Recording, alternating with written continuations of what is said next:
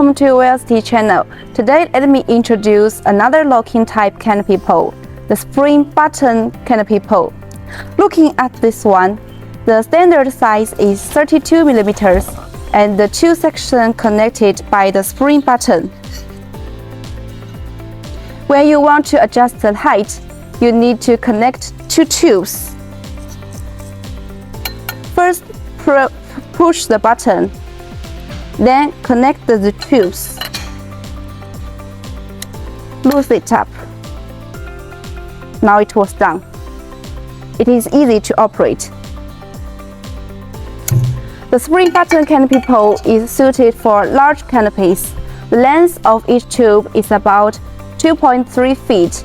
The height can adjust both from 2.3 feet to 9 feet. The maximum horizontal load is 44 pounds. Maximum vertical load is 132 pounds.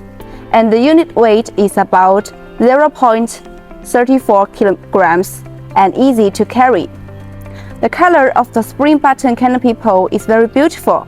Common colors are polished red, polished gold, sand silver, sand black, and so on.